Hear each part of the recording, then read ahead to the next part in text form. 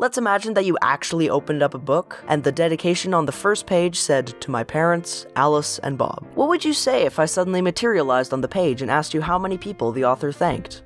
How about now? The serial comma, or Oxford comma, is one of the most controversial topics in written language. What is a serial comma, you ask? This is a serial comma. It's the comma that appears just before the final item in a list containing 3 or more elements. Why is this piece of punctuation so controversial, and where did it come from? Before we move on, the nickname Oxford comma has experienced a monumental rise in popularity compared to the name serial comma, which is probably what you called it if you already knew about it. But for the sake of continuity, I'm gonna keep calling it by its original name. The serial comma as we know it is often attributed to Horace Hart, the printer to the University of Oxford and controller of the University Press from 1883 through 1915. Because of its collegiate origins, the serial comma is often referred to as the Oxford comma, and even sometimes as the Harvard comma. In American English, the serial comma is commonly used and even sometimes mandated. At the time of writing, it is encouraged by the APA style, the Chicago Manual of Style, the MLA Style Guide, the English Wikipedia's Manual of Style, and many more.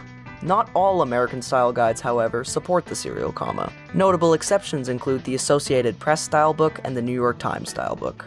Conversely, the popular opinion in British and Commonwealth English is to avoid the serial comma entirely, except in situations where it enhances clarity. Back to our dedication example from the start of the video, without the serial comma, it is unclear whether the author is thanking their parents, who are named Alice and Bob, or their parents plus 2 more people.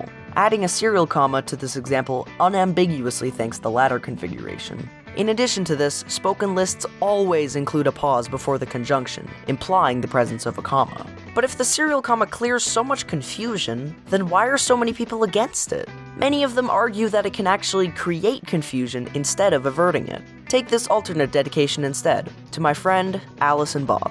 Those against the serial comma argue that this wording clearly thanks 3 people, whereas adding a serial comma would introduce ambiguity over whether the author is thanking 3 people or just 2. Sorry, Bob. Personally, I'm all for the serial comma. I love it. It reduces ambiguity, more accurately represents spoken language, and can be far more consistent. In my writing, I always use a serial comma, and if a situation does arise where it introduces ambiguity instead of snapping it into oblivion, choose simple rewording instead of inconsistency.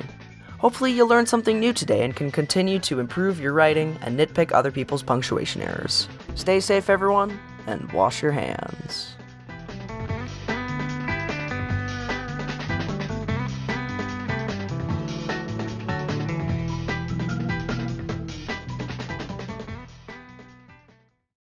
Don't worry, commas are not the only thing you've been using wrong.